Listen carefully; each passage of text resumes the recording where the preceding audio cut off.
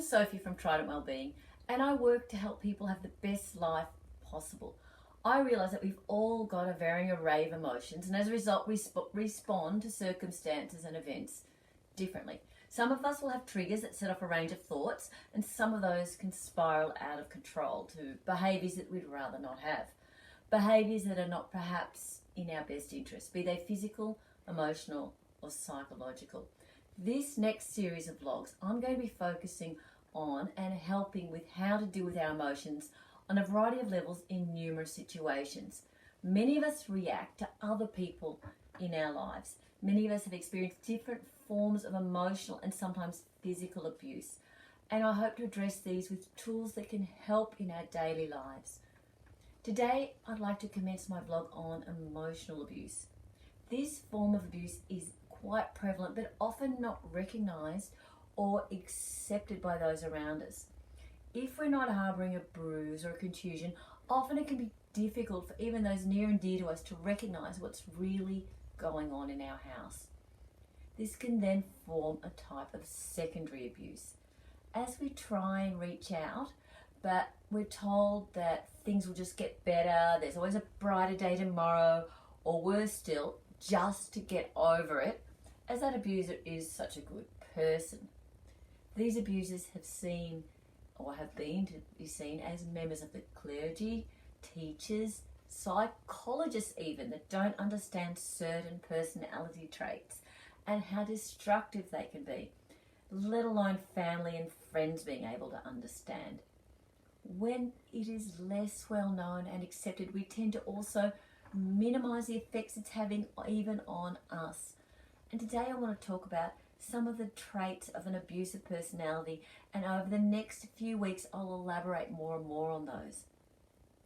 If you are in an abusive relationship that's also physically abusive, please protect yourself and leave as soon as you can do so safely. This is not the time for research and understanding, but for protection and safety. For those of you that are unsure though, if you are experiencing abuse, I put it to you that if you're listening to this, then you're indeed in a situation that at the minimum is not healthy emotionally for you. Often what happens is in an abusive relationship is that the abusive partner has narcissistic traits. As with most personalities and their disorders, there's a spectrum of these. Certain people will display many of the characteristics and others just a few. Some traits are more prevalent than others, but an individual even displaying a few can be significantly harmful. They can make you feel confused, doubt yourself, doubt your reality, and at times even question your identity. They can cloud your relationship with those that are close to you, including your children. For this reason, I see little benefit in actually diagnosing personality disorders, but find it wiser to help you to understand some of the traits that you might experience so you can understand more. If you can now link a trait to the way that you're being treated, it'll become helpful in clearing the confusion and the self-doubt that you may feel. People with narcissistic traits are usually male, can be female as well. It's not gender specific, and I've worked with men that have also been feeling quite vulnerable and confused. These individuals have a way of causing us to doubt our reality. One of the first things they do, and this is extremely common, is to isolate us. They may physically move us to another town, state, or country. We can feel so far away and vulnerable that even a phone call seems useless. Who wants to call up and feel like all they're doing is complaining? How do you really explain that you cannot measure or show or even articulate clearly? How do you show that or explain that your partner was nice last week, but this week you're receiving a silent treatment or verbal abuse? Or they may use tactics over time to make us doubt those that we have near and dear to us. So we're not physically isolated, but we're being emotionally isolated. For example, we may have really close relationships with family or friends, but when something happens that causes an upset, they'll inflate this and make it seem much worse, and that perhaps we shouldn't even be forgiving them. This can be to the extent that if you do forgive them, you're made to feel flawed, weak, or wrong. They may make it difficult to spend time with family members by being unavailable or moody to the extent that family and friends feel really uncomfortable being around you in your home. So we start to pull back. We don't want to cause upset, and we don't really understand what's going on and how this thinking is causing all the upset. After all, that's what the narcissist is going to say to us. We know this person is narcissistic as they display no empathy for what we feel. A person that loves and cares about you also cares about how you feel. If your friends are important to you, they'll respect that, not make it hard for you to keep in touch with everyone. Once we feel so isolated that there's no one to turn to except then our partner, they will then use intermittent reinforcement to strengthen the bond. And I'll talk more about trauma bonding in another vlog.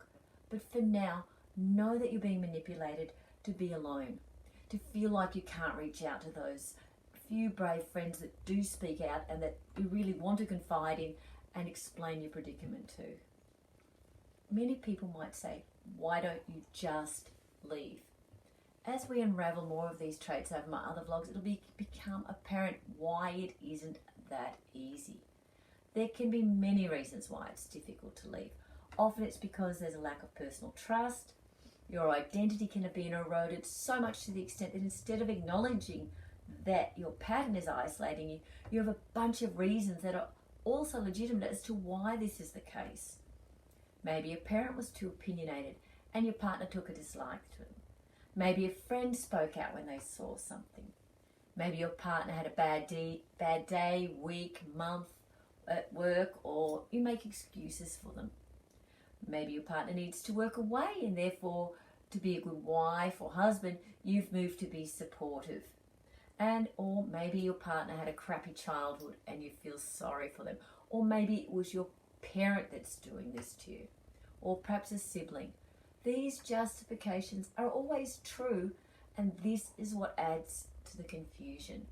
So if you are kind and empathetic, you don't want to upset that person that you care about, or your children or other family members.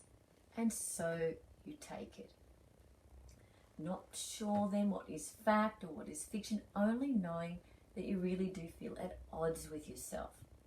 And this is when I see people when they are feeling confused, anxious, or come to me saying that they're depressed but they don't know why. So my dear friends, if you're feeling like you're alone, know that you're not. There is a community out there for you that has experienced similar feelings, and we will continue to work to help you identify these destructive traits and how harmful they can be to you. Your emotions are authentic and they're important. You are important, and at no time do you deserve to feel diminished, faulty, or less than. I have a course on Udemy which goes to this in more detail with really reasonably priced tools to help you in your decision making and offering choices to you. Just see the link below. Whether you stay or whether you go, there are ways that you can take back control of how you feel. And later in this series, I'll discuss the importance of this and the long-term consequences if you don't. So until next time, notice if you're feeling isolated, and if you can take one small step to rectify this. Maybe join a group, reach out to an old friend or family member, and recognize that your feelings are real. Your gut is speaking to you, and it's perfectly okay to feel what you feel, and that doesn't mean that you're broken or imperfect. Our mind works the best it can to keep us safe with the information that it has. And as you gain more information, you'll have more insight, more tools, and more options.